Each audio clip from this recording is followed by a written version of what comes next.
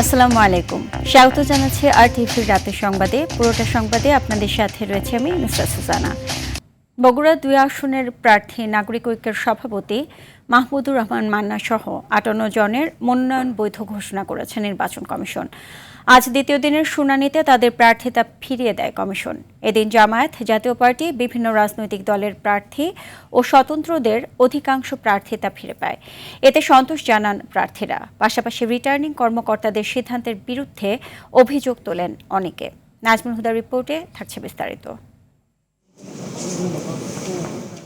আসন্ন নির্বাচনে রিটার্নিং অফিসারের সিদ্ধান্তের বিরুদ্ধে দায়েরকৃত আপিলের ওপর দ্বিতীয় দিনে ৭১টি শুনানি নিষ্পত্তি করেছে নির্বাচন কমিশন। এর মধ্যে ৫৮ জনের প্রার্থিতা ফিরিয়ে দেয় কমিশন। আবেদন নামঞ্জুর ৭ আর অপেক্ষমান রাখা হয় ৬ জনের আপিল।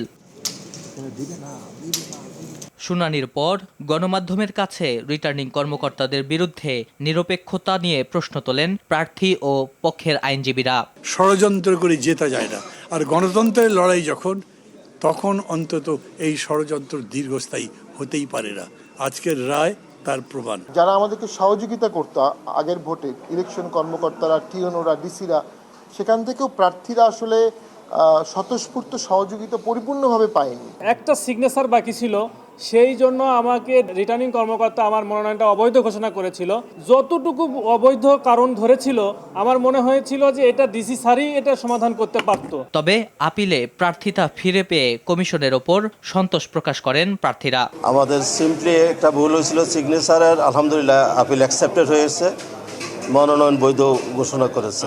আপিল মঞ্জুরের প্রেক্ষিতে আমরা আবারও নির্বাচনে প্রতিদ্বন্দ্বিতা করার সুযোগ পেলাম। অত্যন্ত বিজ্ঞতার সাথে সমস্ত জিনিসটা শুনে ওনারা আজকে আমাদের এই জিনিসটা, আমাদের আবেদনটা মঞ্জুর করে এবং ওনাকে বৈধ প্রার্থী হিসাবে ঘোষণা করে। এর আগে শনিবার প্রথম দিন ৭০ জনের আপিল শুনানির মধ্যে প্রার্থিতা ফিরিয়ে দেওয়া হয় ৫২ জনকে, আর আপিলের আবেদন নামঞ্জুর করা হয় ১৫ জনের।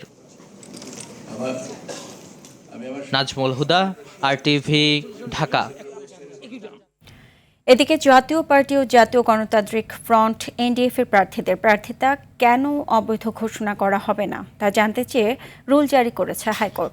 আগামী ২ সপ্তাহের মধ্যে নির্বাচন কমিশনকে রুলের জবাব দিতে বলা হয়েছে। রিটের প্রাথমিক শুনানি শেষে বিচারপতি রাজিক আল জলিলের নেতৃত্বাধীন হাইকোর্ট বেঞ্চ আজ রুল জারি করে। এর আগে গত ৭ জানুয়ারি জাতীয় পার্টি ও জাতীয় গণতান্ত্রিক ফ্রন্টকে নির্বাচন থেকে বিরত রাখতে চেয়ে করা রিটের শুনানি ১১ জানুয়ারি পর্যন্ত মুলতবি করে হাইকোর্ট। তার আগে আসন্ন নির্বাচনে জাতীয় পার্টি জেএম কাদের, জাতীয় পার্টি আনিসুল ইসলাম মাহমুদ ও জাতীয় গণতান্ত্রিক ফ্রন্ট এনডিএফ এর প্রার্থীদের অংশগ্রহণ থেকে বিরত রাখার নির্দেশনা চেয়ে রিট করা হয়।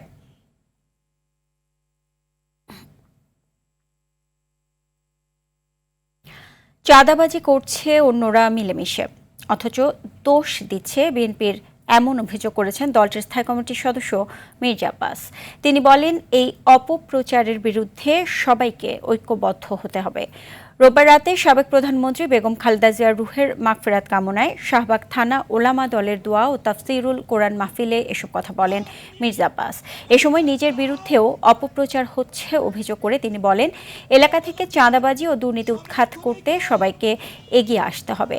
এছাড়া প্রতিদ্বন্দ্বী প্রার্থীদের সঠিক পন্থায় নির্বাচনী প্রচারণা চালানোর আহ্বান জানান ঢাকা ৮ আসনের এই প্রার্থী। চাঁদাবাজি করছে সবাই মিলে, সব দল, নাম হচ্ছে বিএনপির। অন্য দল নেয়, হাদিয়া নেয়, আর বিএনপির নামে চাঁদা কথা বলে। যদি আমার বিরুদ্ধে কোনো অভিযোগ থাকে, যদি কোনো মায়ের লাল থাকেন, সাহস করে আমার সামনে এসে বলেন এবং প্রমাণ করার চেষ্টা করেন, শাস্তি আমি মাথা পেতে নেব। আসন্ন সংসদ নির্বাচন ঘিরে অন্তর্বর্তী সরকার কোনো দলকে বিশেষ সুবিধা দিচ্ছে না বলে জানিয়েছেন প্রধান উপদেষ্টার প্রেস সচিব শফিকুল আলম। রোববার দুপুরে রাজধানীর ফরেন সার্ভিস একাডেমিতে এক ব্রিফিংয়ে তিনি একথা বলেন। জানান, নির্বাচন ঘিরে এখন পর্যন্ত সব রাজনৈতিক দলের জন্য লেভেল প্লেইং ফিল্ড রয়েছে। নির্বাচনে বড় একটি পর্যবেক্ষক দল পাঠাবে ইইউ। প্রেস সচিব বলেন, গণভোট বা হ্যাঁ ভোটের বিষয়ে অন্তর্বর্তী সরকার প্রচারণা চালাবে। এক্ষেত্রে আইনগত কোনো বাধা নেই বলে জানিয়েছেন আইন বিশেষজ্ঞরা। তিনি বলেন, নির্বাচনে সোশ্যাল মিডিয়া সবচেয়ে বড় চ্যালেঞ্জ হতে পারে। তবে দু একটা হত্যাকাণ্ডের ঘটনা ভালোভাবে পর্যবেক্ষণ করছে সরকার। ঘটনাগুলো তদন্ত করা হচ্ছে, আসামিও গ্রেফতার হয়েছে। আইন শৃঙ্খলা পরিস্থিতি নিয়ন্ত্রণে রয়েছে বলে দাবি করেন প্রেস সচিব। সোশ্যাল মিডিয়া ব্যবহার করে আপনি জানেন যে খুব ম্যাসিভ মিসইনফরমেশন, ডিসইনফরমেশন ছড়ানো হচ্ছে এবং এখানে এইটা দিয়ে অনেক ক্ষেত্রে ভায়োলেন্স ইনস্টিগেট করা হচ্ছে। তাছাড়া পতিত স্বৈরাচারের লোকেরা ইলেকশন ডিসরাপ্ট করার চেষ্টা করবে, তবে সিকিউরিটি ফোর্সেস পুরোপুরি রেডি থাকবে যে কোনো চ্যালেঞ্জ ফেস করার জন্য। তারা অলরেডি রেডি আছে। প্রফেসর ইউনুস বলেছেন, ওমেন এবং ইয়াং পিপলদের মধ্যে ভোটের জন্য খুবই এনথুসিয়াজম লক্ষ্য করা যাচ্ছে এবং খুবই হাই এনথুসিয়াজম, এবং আসন্ন নির্বাচনে উনি আশা করছেন খুবই ভালো টার্ন আউট হবে। ক্ষমতার ভর জনগণের কাছে নিতে গণভোটে হ্যাঁ ভোট চাইলেন উপদেষ্টা সৈয়দা রিজওয়ানা হাসান। দেশে গণতন্ত্র চাইলে প্রত্যেক নাগরিককে তার নিজ নিজ অধিকারের ব্যাপারে সচেতন হতে হবে। দুপুরে ঢাকা উত্তর সিটি কর্পোরেশন আয়োজিত নাগরিক পদক 2025 অনুষ্ঠানে তিনি একথা বলেন। অনুষ্ঠানে উপদেষ্টা আদিলুর রহমান খান, স্থানীয় সরকার, পল্লী উন্নয়ন ও সমবায় মন্ত্রণালয়ের সচিব মোহাম্মদ রেজাউল মাকসুদ জাহিদি, ঢাকা উত্তর সিটি কর্পোরেশনের প্রশাসক সহ কর্মকর্তাবৃন্দ উপস্থিত ছিলেন। জনসচেতনতা বৃদ্ধিতে অবদান রাখায় 10 ব্যক্তি ও প্রতিষ্ঠানকে নাগরিক পদক প্রদান করা হয়। যদি হ্যাঁ না বলি, চুপ করে বসে থাকি, নিষ্ক্রিয় থাকি বা না বলি, তাহলে ক্ষমতার যে ভারসাম্যটা আনার প্রয়োজন এই সমাজে, সেই ভারসাম্যটা আনবার সুযোগটা আরো অনেক বছরের জন্য হয়তো আমরা মিস করে ফেলবো। ওই বাংলাদেশে চেয়েছেন যে বাংলাদেশে বৈষম্য থাকবে না। আমরা খুব বেশি কাজ করতে পারি না, যেটুকু পেরেছি সেই কাজটা যেন স্থায়ী করতে পারি। যারা সামনে দায়িত্ব নেবেন তারা এগিয়ে নিয়ে যাবেন দেশকে। আধিপত্যবাদের কাছে আর বাংলাদেশ কখনো মাথা নত করবে না। ভবিষ্যতের বাংলাদেশ কেমন হবে তার নির্ধারণ হবে গণভোটে, জানিয়েছেন প্রধান উপদেষ্টার বিশেষ সহকারী অধ্যাপক আলী রিয়াজ। সকালে বরিশাল নগরের বেলস পার্ক মাঠে বিভাগীয় প্রশাসন ও ইসলামিক ফাউন্ডেশনের কার্যালয়ে আয়োজিত গণভোটের প্রচার ও উদ্বুদ্ধকরণে বিভাগীয় ইমাম সম্মেলনে তিনি একথা বলেন। প্রধান উপদেষ্টার বিশেষ সহকারী মনির হায়দার, ধর্ম বিষয়ক মন্ত্রণালয়ের সচিব কামাল উদ্দিন সহ প্রশাসনের কর্মকর্তারা এই সময় উপস্থিত ছিলেন। বাংলাদেশের মালিক গণভোট নয়, শুধু সংসদ নির্বাচন পর্যবেক্ষণ করবে ইইউ মিশন। ভোটারদের আস্থা ফেরানো এবং সন্তোষজনক উপস্থিতিকে আগামী নির্বাচনের বড় চ্যালেঞ্জ বলেছেন ইউরোপীয় ইউনিয়নের পর্যবেক্ষক মিশনের প্রধান ইবার্স ইজাবস। আসন্ন নির্বাচন অবাধ, বিশ্বাসযোগ্য এবং অন্তর্ভুক্তিমূলক হয় কিনা তা তারা দেখবেন বলে জানিয়েছেন তিনি। নির্বাচনের লেভেল প্লেইং ফিল্ড আছে কিনা তাও পর্যবেক্ষণ করবেন সংস্থাটি। মাইদুর রহমান রুবেল জানাচ্ছেন বিস্তারিত। বাংলাদেশের আসন্ন সংসদ নির্বাচন পর্যবেক্ষণ করবেন ইউরোপীয় ইউনিয়নের পর্যবেক্ষক দল। এ নিয়ে রাজধানীর একটি হোটেলে সংবাদ সম্মেলন করেন পর্যবেক্ষক মিশনের প্রধান ইবার্স ইজেবস। জানান, ইইউ সব সময় সহযোগী দেশগুলোর নির্বাচন পর্যবেক্ষণ করে। এর অংশ হিসেবে গণতান্ত্রিক প্রক্রিয়া ও মূল্যবোধকে সমুন্নত রাখতে তারা বাংলাদেশের নির্বাচন পর্যবেক্ষণ করবেন। সুষ্ঠু, অবাধ, গ্রহণযোগ্য ও সমাজের সব শ্রেণী পেশার মানুষের অংশগ্রহণে নির্বাচন প্রত্যাশা করে ইইউ। অংশগ্রহণমূলক নির্বাচন বলতে পুরুষ, নারী, সংখ্যালঘু, ক্ষুদ্র নৃগোষ্ঠী সহ সামাজিক সব গোষ্ঠী অংশগ্রহণ। কত শতাংশ ভোটার নির্বাচনে অংশ নিল সেটি একটি বড় ব্যাপার। তিনি জানান, জাতীয় আইন, আঞ্চলিক ও আন্তর্জাতিক মানদণ্ড অনুসারে ইইউ মিশন নির্বাচন পর্যবেক্ষণ করবে, হস্তক্ষেপ করবে না নির্বাচনের কোনো বিষয়েই। পুরো নির্বাচন প্রক্রিয়া পর্যবেক্ষণে 2 মাসের মতো সময় বাংলাদেশে কাজ করবে ইইউ পর্যবেক্ষণ মিশন। শুধু সংসদ নির্বাচনই পর্যবেক্ষণ করবে ইইউ পর্যবেক্ষণ মিশন, তবে গণভোট পর্যবেক্ষণ করবে না। নির্বাচনের পর 14 ফেব্রুয়ারি প্রাথমিক পর্যবেক্ষণ প্রতিবেদন এবং 2 মাস পর চূড়ান্ত প্রতিবেদন প্রকাশ করবেন বলেও জানান ইইউর প্রধান পর্যবেক্ষক। মাইদুর রহমান রুবেল, আরটিভি, ঢাকা। জাতীয় সংসদ নির্বাচন ও গণভোটের জন্য সরকার ও নির্বাচন কমিশন সম্পূর্ণ প্রস্তুত রয়েছে বলে জানিয়েছেন অন্তর্বর্তী সরকারের প্রধান উপদেষ্টা অধ্যাপক ডক্টর মোহাম্মদ ইউনূস। দুপুরে রাষ্ট্রীয় অতিথি ভবন যমুনা ইউর নির্বাচন পর্যবেক্ষক মিশন প্রধান পর্যবেক্ষক ইভার্স আইজাবসের সঙ্গে বৈঠককালে তিনি একথা বলেন। ডক্টর মোহাম্মদ ইউনূস বলেন, আসন্ন নির্বাচন উৎসব মুখর ও শান্তিপূর্ণ পরিবেশে অনুষ্ঠিত হবে। প্রত্যেকটি রাজনৈতিক দলের জন্য লেভেল প্লেইং ফিল্ড থাকবে। এটা নিয়ে তিনি কোনো সমস্যা দেখছেন না।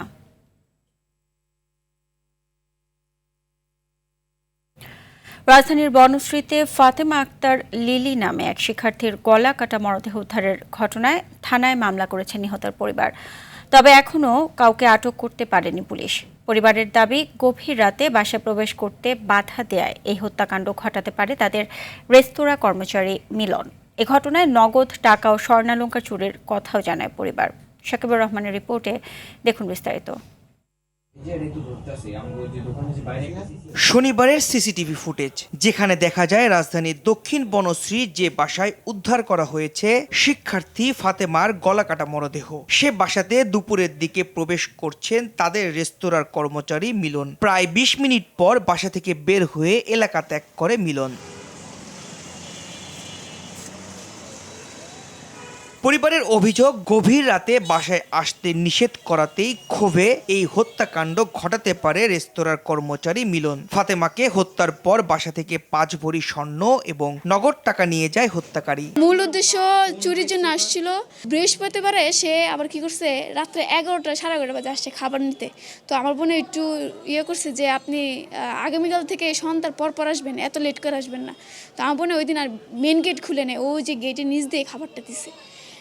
তারপরে এই যে এর বৃহস্পতিবার থেকেই মাঝরাতে নক দিত, গেট নাড়া দিত খোলার জন্য। তবে নিহতের চাচা দাবি করেন, জমি নিয়ে বিরোধের কারণেও ঘটতে পারে এই ঘটনা। সালেক খালেক ধলাই তিনজনে ৩ ভাইয়ে এগোটা আমরা ঠিকতে হয় না স্যার। জাগালি আমাকে বেশিরভাগ ধন্দল, বেশিরভাগ না আমাকে বাড়ি জায়গা, আমার বাড়ি জায়গা তো এখানে আইয়ে পড়ছে আবার ধন্দল। এ ঘটনায় অজ্ঞাত কয়েকজনের নামে খিলগাঁও থানায় মামলা করেছে পরিবার। এখনও কাউকে আটক করা না গেলেও তদন্তের কথা জানায় পুলিশ। ঘটনার পর থেকে তার রেস্টুরেন্টের একজন কর্মচারী গায়েব বা লাপাত্তা হয়ে গেছেন, তার খোঁজ পাওয়া যাচ্ছে না। তারা সন্দেহ করছেন সেই ঘটনার সাথে জড়িত থাকতে পারে কোনো না কোনোভাবে। তো আমরা এই ঘটনার পারিপার্শ্বিক সব কিছু বিশ্লেষণ করে তদন্ত কার্যক্রমটা চালিয়ে নিচ্ছি। ঘটনার পর থেকে পলাতক রয়েছে অভিযুক্ত মিলন। শাকিবুর রহমান, RTV, ঢাকা।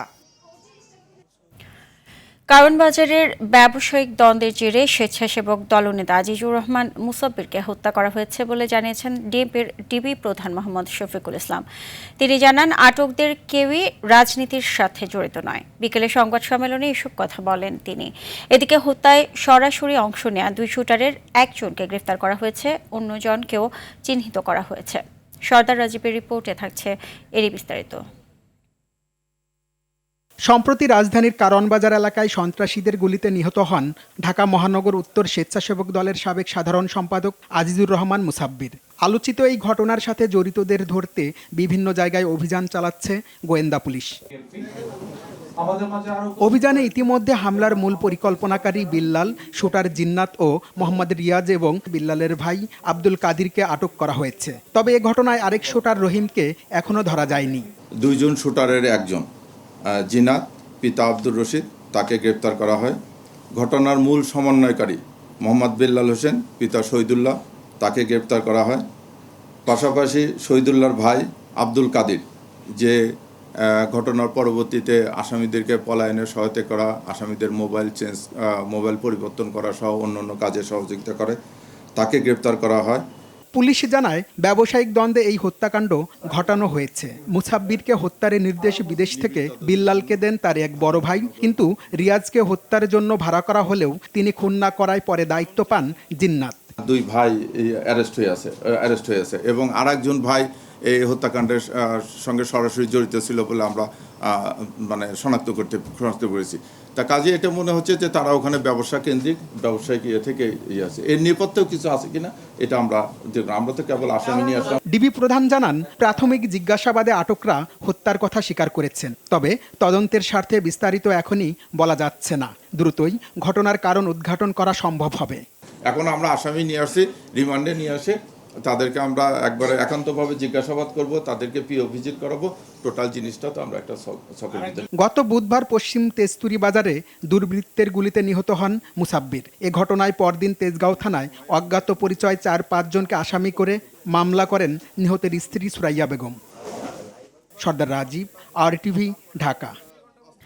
মিয়ানমারের আরাকান আর্মির সাথে বিদ্রোহী রোহিঙ্গাদের টানা 4 দিনের হামলা পাল্টা হামলায় আতঙ্ক বিরাজ করছে টেকনাফের ওয়াইকং সীমান্তে। সকালে আরাকান আর্মির ছোড়া গুলিতে গুরুতর আহত হয় হুজাইফা সুলতান আফরান নামে এক শিশু। সংকটাপন্ন অবস্থায় তাকে চট্টগ্রাম মেডিকেল কলেজের ICUতে ভর্তি রাখা হয়েছে। এ ঘটনায় অন্তত 52 রোহিঙ্গা বিদ্রোহীকে আটক করেছে বিজিবি। প্রতিনিধিদের পাঠানো তথ্যচিত্রে বিস্তারিত জানাচ্ছেন সাকিব আল হাসান। মিয়ানমারের রাখাইন রাজ্য দখলে নেয়া আরাকান আর্মির সাথে টানা 4 দিন বিদ্রোহী রোহিঙ্গাদের সংঘর্ষে টেকনাফের হোয়াইকং সীমান্ত এলাকায় বিরাজ করছে চরম আতঙ্ক। উভয় পক্ষের গোলাগুলি ও বোমা বিস্ফোরণের ঘটনায় প্রতিদিন ঘটছে হতাহতের ঘটনা। রোববার সকালে মিয়ানমার থেকে ছোড়া গুলিতে টেকনাফের হোয়াইকং সীমান্ত এলাকায় গুরুতর আহত হয় হুজাইফা সুলতানা আফনান নামে এক শিশু। মুমূর্ষু অবস্থায় প্রথমে MSF হাসপাতালে ও পরে চট্টগ্রাম মেডিকেল কলেজ হাসপাতালে পাঠানো হয়। এর প্রতিবাদে সকাল থেকে স্থানীয় বিক্ষুব্ধ জনতা কক্সবাজার টেকনাফ মহাসড়ক অবরোধ করলে দীর্ঘ যানজটের সৃষ্টি হয়। পরে রাজনৈতিক নেতাদের মধ্যস্থতায় সড়ক অবরোধ তুলে নেয় তারা। তারার গুলি আর বাংলাদেশ এর গুলিও ফরি রাজি আর গাবাই ফতর মায়া ফয়নান তো এর গুলিও লাগি। আজকে 2 দিন পর্যন্ত গোলাগুলি হয়েছে, সকাল থেকে বেশি হয়েছে, তাই আমরা নিশ্চিত থাকতে পারি নাই। এদিকে বিদ্রোহী রোহিঙ্গাদের লক্ষ্য করে আরাকান আর্মি ড্রোন হামলা চালালে ছত্রভঙ্গ হয়ে বাংলাদেশ সীমান্তে ঢুকে পড়ে বেশ কজন রোহিঙ্গা সদস্য। এ সময় প্রায় 52 জন রোহিঙ্গাকে আটক করে বিজিবি। গোলাগুলি ওর সবসময় আর নিরাপত্তা চাই, আর বাজিওর প্রতি মানে গুলি ফেজে আর বাজি মরে গিয়ে আর বাজির বিচার চাই, আর নিরাপত্তা চাই। রোহিঙ্গার সরকার হ্যাঙ্গুরি মত দিয়ে না দিউ দিয়ে মারি বেলে দাল্লা। এই ঘটনার পর হোয়াইকং সীমান্তে জোরদার করা হয়েছে বিজিবির টহল ব্যবস্থা। সাকিব আল হাসান, RTV। এদিকে চট্টগ্রামের ফটিকছড়িতে দুর্বৃত্তের গুলিতে ইসলামী ছাত্র শিবির নেতা জামাল উদ্দিন নিহত হয়েছেন। এ সময় গুলিতে আরও একজন আহত হয়েছেন। শনিবার রাতে উপজেলার লেলাং ইউনিয়নের শাহনগর দিঘিরপাড় এলাকায় এ ঘটনা ঘটে। লেলাং ইউনিয়নের ভারপ্রাপ্ত চেয়ারম্যান জানান, রাতের অন্ধকারে বহিরাগত কয়েকজন সশস্ত্র ব্যক্তি জামালকে গুলি করে হত্যা শেষে পালিয়ে যায়। হামলায় অপর একজন গুলিবিদ্ধ হয়ে আহত হয়েছেন। ঘটনার পর এলাকায় উত্তেজনা ছড়িয়ে পড়েছে। পরিস্থিতি নিয়ন্ত্রণে আইনশৃঙ্খলা বাহিনীর সদস্য মোতায়েন করা হয়েছে। গাজায় গত 24 ঘন্টা ইসরায়েলি হামলায় 3 ফিলিস্তিনি নিহত ও 9 জন আহত হয়েছে। যুদ্ধবিরতি লঙ্ঘন করে স্থানীয় সময় শনিবার রাফাহ, খান ইউনিস এবং গাজা সিটির বিভিন্ন এলাকায় এই অভিযান চালায় দখলদাররা। ফিলিস্তিনি গণমাধ্যম ওয়াফা নিউজ জানিয়েছে, ড্রোন ও কামানের গোলার পাশাপাশি নৌপথ থেকেও হামলা চালিয়েছে ইসরায়েল। দক্ষিণ গাজার খান ইউনিসে এক যুবককে হাসপাতালে নেওয়ার পথে ড্রোন হামলায় তিনি নিহত হন। এছাড়া গাজা সিটির জেইতুন এলাকায় ইসরায়েলি বাহিনীর গুলিতে আরও 2 জন প্রাণ হারিয়েছেন। পাশাপাশি মধ্য গাজার বুরাইজ শরণার্থী শিবির এবং উত্তর গাজার জাবালিয়া ও বেইত লাহিয়া এলাকায় যুদ্ধ বিমান থেকে বোমা হামলা চালিয়েছে ইসরায়েল। রাতের সংবাদ এই পর্যন্তই। মধ্যরাতের সংবাদ 1টায় দেখার আমন্ত্রণ রইল। এতক্ষণ সাথে থাকার জন্য সবাইকে ধন্যবাদ।